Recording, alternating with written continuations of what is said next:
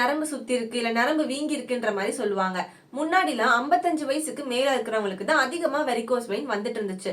இப்பெல்லாம் 35 வயசுக்கு மேல இருக்கிறவங்களுக்கே நிறைய பேருக்கு வருது.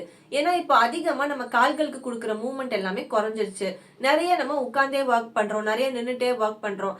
அந்த மாதிரி ஒர்க் பண்றவங்களுக்கு சீக்கிரமாவே இந்த வெரிகோஸ் வெயின் வரதுக்கு சான்சஸ் இருக்கு. இந்த வீடியோல வெரிகோஸ் வெயின் அப்படிங்கிறது என்ன, அது யாருக்கெல்லாம் வரும், அது எப்படி ஃபார்ம் ஆகுது, இது வராம இருக்கிறதுக்கு எப்படி நம்ம ப்ரிவென்ட் பண்ணலாம், இல்ல வந்துருச்சு ஸ்டேஜ் 1ல தான் இருக்கு, இப்பதான் ஸ்டார்ட் ஆயிருக்குன்னா இது சிவியர் ஆகாம எப்படி ப்ரிவென்ட் பண்ணலாம், என்ன மாதிரியான எக்ஸசைசஸ் எல்லாம் இதுக்கு நீங்க வீட்லயே பண்ணலாம், இது எல்லாத்த பத்தியுமே இந்த வீடியோல டீடைல்டா பார்க்கலாம். It's me Harini RS, physiotherapist.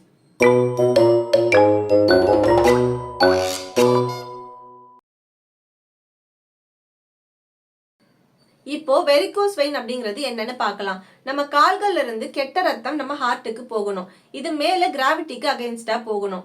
இது போற ரத்த குழாய் பேரு தான் வெயின்ஸ். இப்ப இந்த வெயின்ஸ்குள்ள வால்வ்ஸ் அப்படின்னு ஒண்ணு இருக்கும். அது ஒரு பிளாப் மாதிரி இருக்கும். இப்ப இந்த கெட்ட ரத்தம் மேல போகும்போது திருப்பி இது காலுக்கே போகாம இருக்கிறதுக்கு அது ஒரு தடுப்பு மாதிரி செயல்படும்.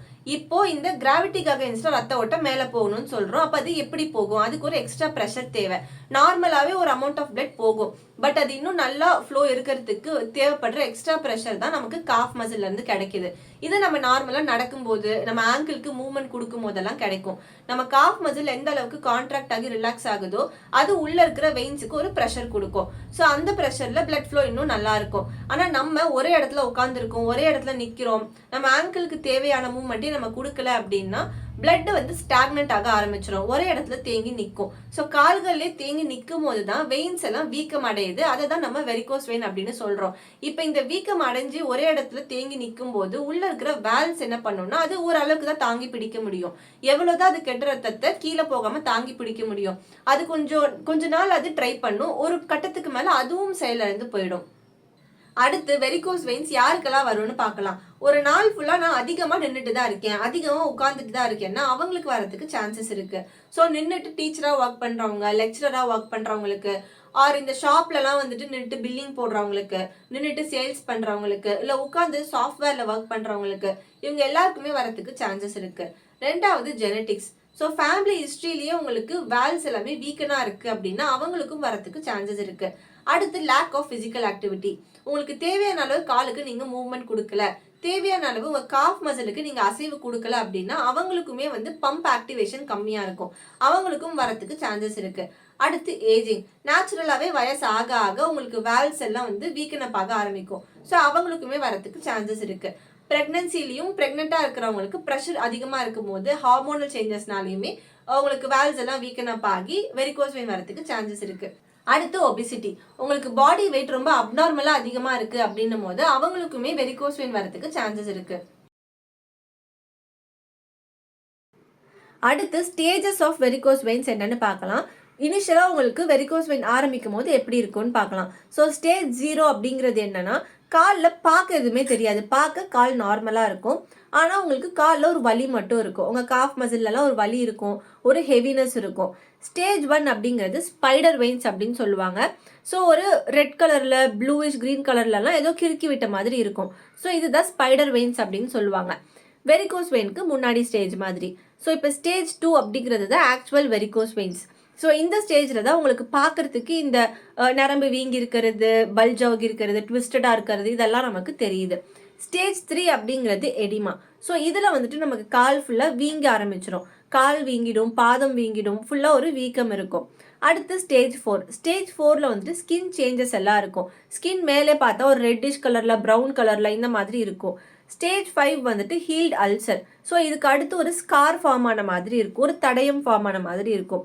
ஸ்டேஜ் 6 அப்படிங்கிறது ஆக்டிவ் அல்சர். ஸோ இதில் சிவியராக ரொம்ப பெயின்ஃபுல்லாக உங்களுக்கு ஓப்பன் ஊன்ஸ், ஓப்பன் அல்சர்ஸ் எல்லாம் இருக்கும். உங்களோட ஜாபே நீங்க ஒரு நாள் ஃபுல்லா நிக்கிற மாதிரி இருக்கு, இல்ல ஒரு நாள் ஃபுல்லா உட்கார மாதிரி இருக்கு அப்படின்னா நான் சொல்ற எக்ஸசைஸ் எல்லாமே நீங்க கண்டிப்பா ஃபாலோ பண்ணுங்க. வெரிகோஸ் வெயின்ஸ் வராம ப்ரிவென்ட் பண்றதுக்கு யூஸ்ஃபுல்லா இருக்கும். அதே மாதிரி இதுக்கு முன்னாடி சொன்ன மாதிரி நீங்க ஸ்டேஜ் 1 ஆர் ஸ்டேஜ் 2ல இருக்கீங்க அப்படின்னா கம்ப்ரெஷன் ஸ்டாக்கிங்ஸ் போடுறது, பிசியோதெரப்பி எக்ஸசைசஸ் ஃபாலோ பண்றது, லைஃப் ஸ்டைல் மாடிஃபிகேஷன்ஸ் இதெல்லாம் வச்சு நம்ம சிவியாரிட்டியை ப்ரிவென்ட் பண்ண முடியும். இப்போ நீங்க ஸ்டேஜ் 1ல இருக்கீங்கன்னா தாராளமா எக்ஸசைஸ் எல்லாமே ஃபாலோ பண்ணலாம். ஸ்டேஜ் 2ல இருக்கீங்க அப்படின்னா கண்டிப்பா ஒரு பிசியோதெரபிஸ்ட் அட்வைஸோட நீங்க ஃபாலோ பண்ணுங்க. ஒரு நாள் ஃபுல்லா எல்லாருமே வேலை செய்யறோம். ஒரு நாளைக்கு ஒரு வாட்டியாச்சு இந்த மாதிரி கால்களை ரைஸ் பண்ணி வச்சு 10லேருந்து 15 நிமிஷத்துக்கு ஹோல்ட் பண்ணிக்கோங்க. இது மாதிரி கால்களை மேலே வச்சு பாதத்தை முன்னாடி பின்னாடி அசைச்சு விடுங்க. இதை நீங்கள் படுத்துட்டும் பண்ணலாம், இது மாதிரி உட்காந்துட்டும் மேலே கீழே அசைச்சு விடலாம். இது மாதிரி நின்றுட்டு உங்கள் குதிகாலை மேலே தூக்கி கீழே இறக்குங்க. இதை நீங்கள் நின்றுட்டும் பண்ணலாம், உட்காந்துட்டும் பண்ணலாம். 20லேருந்து 30 வாட்டி பண்ணுங்க. இப்போ நம்ம பார்க்குறது பர்கர் ஆலன் எக்ஸசைஸ் அப்படின்னு சொல்லுவோம். இதை நம்ம 3 ஸ்டெப்பில் பண்ணுவோம். முதல் ஸ்டெப்பில் கால்களை இந்த மாதிரி உயரமாக தூக்கி வச்சுக்கோங்க. இதே பொசிஷனில் ஒரு 2லேருந்து 3 நிமிஷத்துக்கு ஹோல்ட் பண்ணிக்கோங்க. இந்த மாதிரி கால்களை கீழே தொங்க போட்ட மாதிரி ஒரு 2லேருந்து 3 நிமிஷத்துக்கு வச்சுக்கோங்க. இதுதான் 3வது ஸ்டெப். இப்போ கால்கள் ரெண்டுத்தையும் பெட் மேலே வச்சு நார்மலாக படுக்கிற மாதிரி படுத்து ரிலாக்ஸ் பண்ணிக்கோங்க. டவல் வச்சு கவர் பண்ணுறது ஆப்ஷனல் தான். ஒரு 5லேருந்து 10 நிமிஷத்துக்கு ரிலாக்ஸ் பண்ணிக்கோங்க.